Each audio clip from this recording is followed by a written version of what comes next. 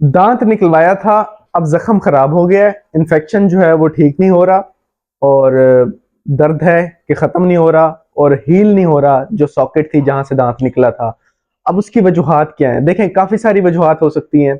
सबसे पहले जो बेसिक्स की तरफ हम जाते हैं कि क्या क्या वजूहात हैं जिनकी वजह से आपके जब दांत आपने निकलवाया है तो उसका जख्म खराब हो सकता है।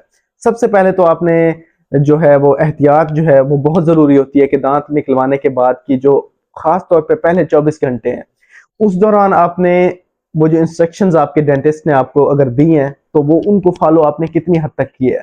इनमें सबसे ज्यादा ये है कि आपने उस 24 घंटे के अंदर जो है ज्यादा थूकना बिल्कुल नहीं होता, स्पिट नहीं करना होता। उससे क्या होता है, उससे आपका जो क्लॉट बना होता है वो डिसलॉज हो जाता है, वो निकल जाता है सॉकेट से, और उसके नतीजे में ब्लीडिंग भी हो सकती है, इन्फेक्शन भी दोबारा हो सकता है, ड्राई सॉकेट हो सकती है। ये सारे प्रॉब्लम्स आपको हो सकते हैं। तो इसलिए 24 घंटे की जो एहतियात है वो बहुत अहम है। इस 24 घंटे के दौरान आपने थूकना बिल्कुल नहीं है, कुल्लियां आहिस्ता करें या कम करें या मिनिमम करें, और इसके अलावा ज्यादा बोलना नहीं है, रेस्ट करना है, और इसके अलावा ठंडा पानी पीना है, गर्म चीजें, सख्त चीजें उस साइड से खाना नहीं खाना। ये सारी एहतियात आपने फॉलो करनी है। एहतियात बहुत अहम है।